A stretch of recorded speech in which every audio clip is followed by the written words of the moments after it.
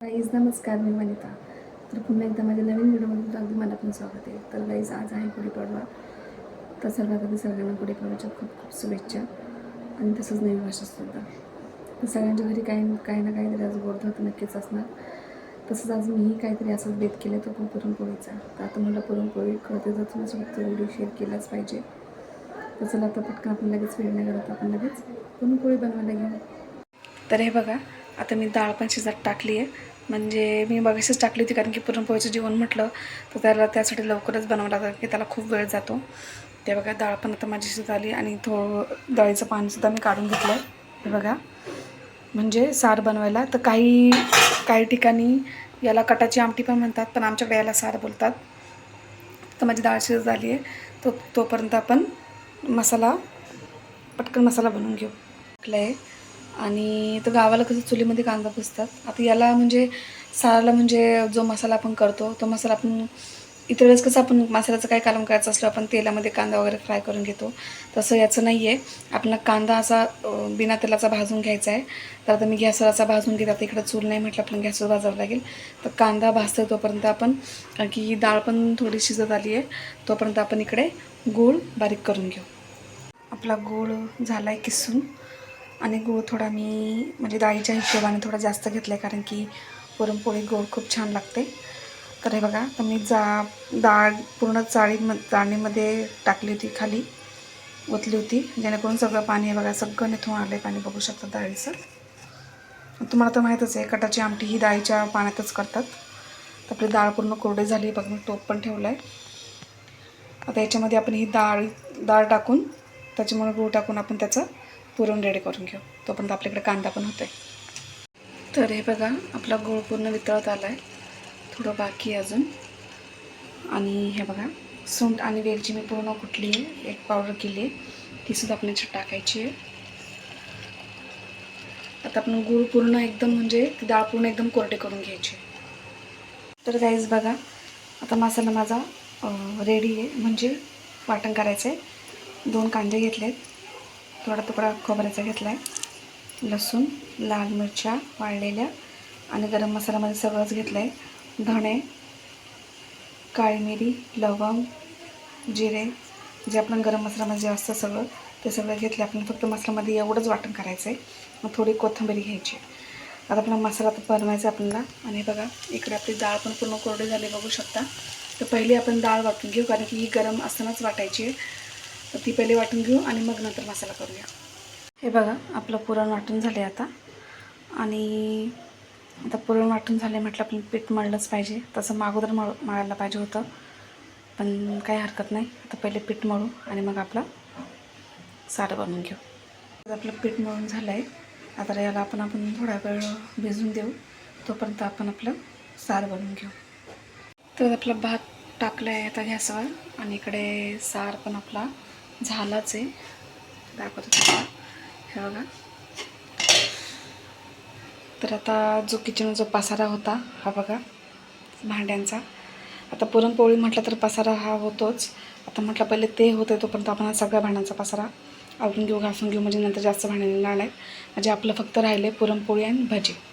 तर हे सगळं झाल्यानंतर आपण पुरणपोळी भजी करून घेऊ. तोपर्यंत हे सगळं आता किचनचं गॅसचं तर आवरलं आहे, फक्त हे जे राहिले हे एवढं पटकन आवरून घेते. आता आपली सार झालं आहे, म्हणजेच कटाची आमटी, आणि भात आपला होतो. तर हे बघा, माझं किचन पण आवरून झालं आहे.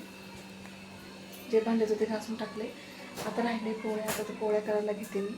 आणि किचनमध्ये जेवण बनवून खूप माझ्या दिवस बनवून गरम होत आहे. तर चला तर पटकन आपण पुरणपोळी बनवून घेऊ. तर हे बघा, आपलं पीठ चांगलं भिजलं आहे. इथे मी तवा पण ठेवला तापत, आणि एकीकडे आपला भात पण होतो आहे, आणि पीठ चांगलं भिजलं आहे आपलं. हे बघा, आणि त्यात थोडं मी पीठ मळताना थोडी चिमूटभर हळद टाकली होती. काही लोक टाकतात, काही लोक नाही टाकत. मी फर्स्ट टाईम टाकली.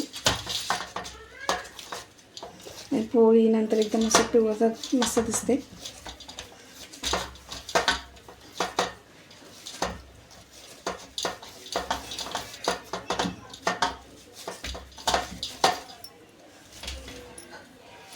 आणि पोळीला लावायला मी तूप घेतलं आहे, मी तळून घेतलं आहे. असं काही कंपल्सरी नाही आहे, माझ्याकडे होतं म्हणून घेतलं. आता आपण लगेच पोळी बनवायला घेऊ. एकीकडे तवा आपण टाकतोय आपला.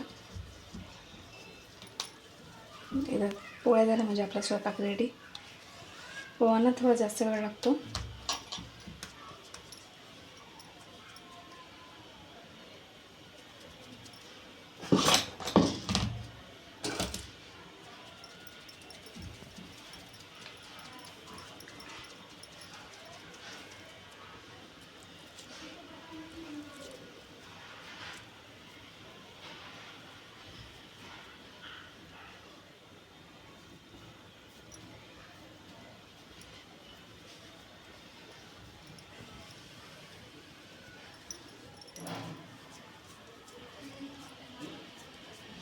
प्रत्येकाची पोळ्या करण्याची पद्धत वेगळी असते. तर मला साधच पद्धतीने पोळ्या येतात.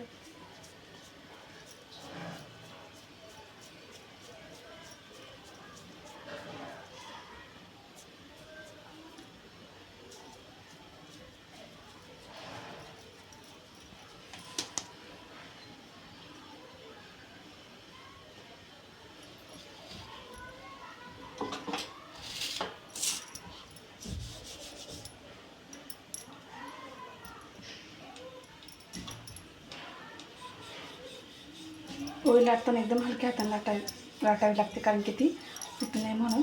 चपातीला आपण कसं जोर देऊन लाटतो तसं पोळीला नाही चालत. आपण हळूहळू साईडने एकदम लाटून घेऊ. आणि एकदमच पातळ झाली पाहिजे असं नाही आहे. मला पण एवढा परफेक्ट पोळ्या नाही जमत, कारण की गावी गेलं तर आईच बनवते. इकडं तरी कधीतरी बनवते मी, जर वाटल्या कधी खावायच्या.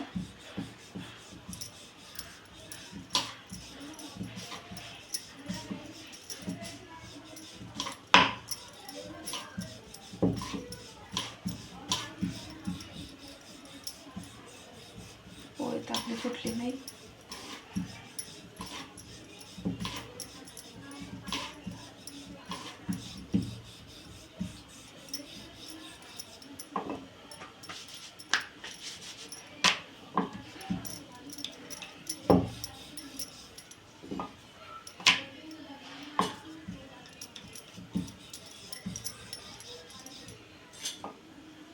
आपण तापलाच आहे, तर आपण पोळी टाकून घेऊ. आणि इकडे लगेच आपण दुसरा चाळा घेऊ.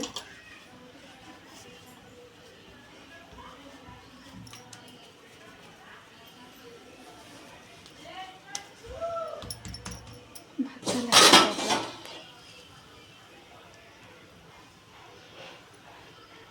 आपला भात झाला. गॅस बंद करू भाताचा.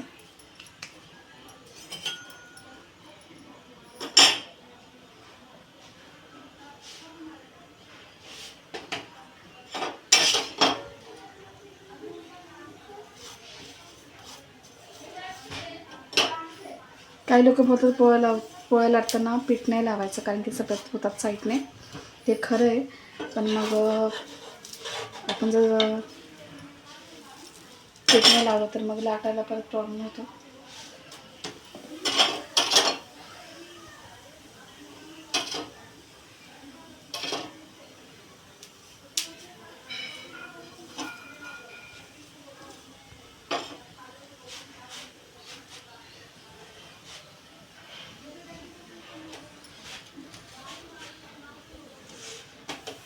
एक साईडनं चांगली भाजली.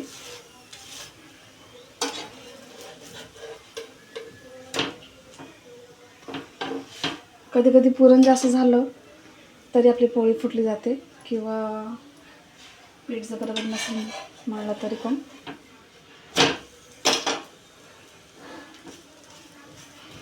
तर आपली ही पोळी होतं चालली, आपण ही काढून घेऊ. तर काही तर ते पोळी तर आपली झाली, तुम्हाला दाखवली मी. आता अशाच ह्या बाकीच्या आपण पोळ्या करून घेऊ. त्यात पहिल्याचं सारण थोडं जास्त झाल्यामुळे थोडी पोळी हे झाली. आता मी कमी टाकते आणि बाकीच्या पोळ्या आपण सगळ्या बनवून घेऊ. तर आपल्या पोळ्या झाल्यात बनवून. आता राहिलं आहे फक्त भजी, तर ती पण आपण पटकन बनवून घेऊ. काही जास्त मोठ्या नाही बनवल्या, छोट्याच बनवल्या आणि ही एक छोटीशी बनवली निवदासाठी. देवाला निवद दाखवायला लागेल. आणि हे बघा, तर कशा वाटल्या माझ्या पोळ्या कमेंट करून नक्की सांगा. तर पटकन भजी बनवून घेऊ. तर गाईज बघा, आता आपले भजेचं बॅटर रेडी आहे आणि आपल्या एका साईडला भजे पण बनवून झाले, बघू शकता. म्हणजे ऑलमोस्ट आपलं पुरणपोळीचं जेवण रेडीच आहे. हे एवढं झालं की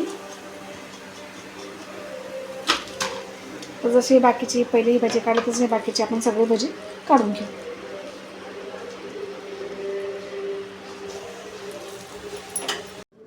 तर गाईज तुम्हाला हा माझा व्हिडिओ, हे पुरणपोळीचं जेवण मला कसं वाटलं, तुम्ही तुमच्याकडे काय बनवले आज गुढीपाडवा स्पेशल, ते मला कमेंट करून नक्की सांगा. तुम्हाला हा माझा व्हिडिओ, हा ब्लॉग कसा वाटला कमेंट करून नक्की सांगा. आवडल्यास लाईक करा, शेअर करा. नेहमीप्रमाणे चॅनलला सबस्क्राईब करायला विसरू नका. Bye bye.